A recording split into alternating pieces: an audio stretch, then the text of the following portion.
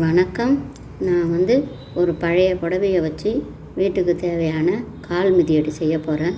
அது எப்படி செய்யலான்னு பார்க்கலாம். பழைய புடவை, ஒரே ஒரு ஊக்கு, இந்த கத்திரிக்கோல் இதுதான் தேவை. இப்போது இந்த கத்திரிக்கோலால் ஒரு ரிப்பன் அளவுக்கு நீட்டாக கட் பண்ணிக்கலாம். முந்தாணி பக்கம் மடித்து போட்டு வச்சுருக்கிறேன். அப்படியே நீட்டாக கட் பண்ணிக்கலாம்.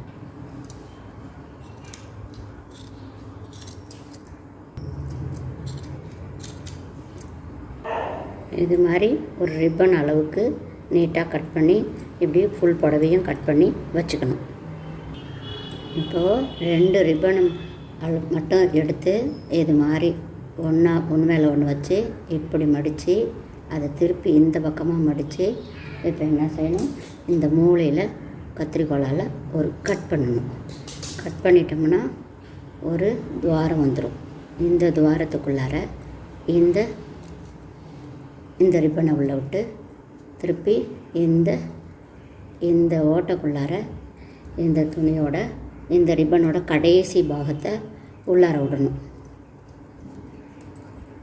இப்படி உள்ளார விட்டு இப்படி இழுத்தோம்னா ஒரு முடிச்சு விழுந்துடும். இப்போ நம்ம ஊசி நூல் போட்டு தைக்க வேண்டியதில்லை. இப்போ ஆரம்பிக்கலாம்.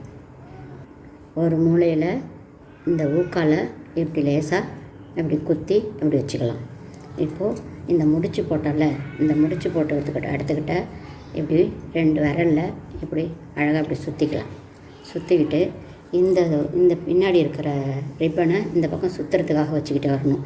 இது சுற்றி வரணும். இந்த ஊக்கு குத்தி இருக்கிற பகுதியில் இப்படி உள்ள இந்த விரலுக்குள்ளார இப்படி விட்டு இப்படி வாங்கணும். இப்படி வாங்கினா ஒரு செயின் ஒன்று வந்துடும்.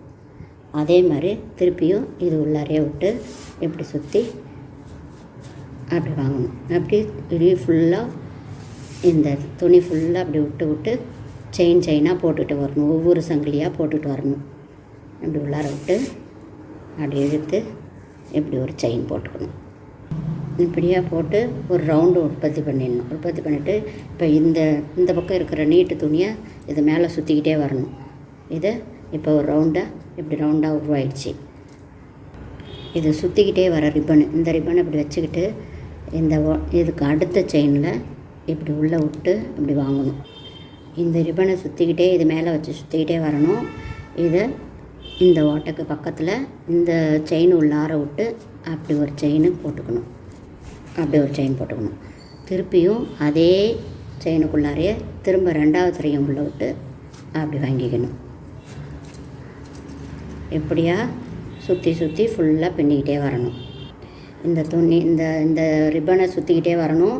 இது அப்படியே அடுத்த ஓட்டையில் ஒவ்வொரு ஓட்டையில் 2 முறை விட்டு பின்னிக்கிட்டே வரணும். நமக்கு எவ்வளோ அகலம் வேணுமோ அது வரைக்கும் மேலே அப்படியே ஒரு ஓட்டையில் ஒரு செயினுக்குள்ளார 2 தடவை பின்னிக்கிட்டே வரணும். அப்படியே பின்னோம்னா நமக்கு மேட்டு வேணுங்கிற வரைக்கும் வச்சு நிறுத்திக்கலாம். இப்படியே நமக்கு எவ்வளோ அகலம் நம்மளுக்கு மிதியடி தேவையோ அது வரைக்கும் அப்படியே பின்னிக்கிட்டே வரணும். அப்படியே ஒரு ஓட்டைக்குள்ளாரையும் ஒரு தடவை இப்படியே விட்டுட்டு வரணும். இதை இப்படி பிடிச்சி இழுக்கணும். இது சுற்றிக்கிட்டே வரணும். அடுத்த இதில் உள்ளே விடணும். அப்படி சுற்றணும். அப்படி இழுக்கணும். அப்படியே பக்கத்து செயினுக்குள்ளாரையே இப்படி உள்ளே விட்டு இதை வாங்கி இதை இப்படி பிடிச்சிக்கிட்டு இந்த துணியை மட்டும் இப்படி இழுக்கணும். திரும்பவும் அதே செயினுக்குள்ளாரையே திரும்ப உள்ளே விட்டு திருப்பியும் இப்படி இழுக்கணும். எப்படியா சுற்றி ஃபுல்லாக போட்டுக்கிட்டே வரணும். நமக்கு எவ்வளோ அகலம் தேவை வருதோ அது வரைக்கும் போட்டுக்கிட்டு நிறுத்திக்கணும்.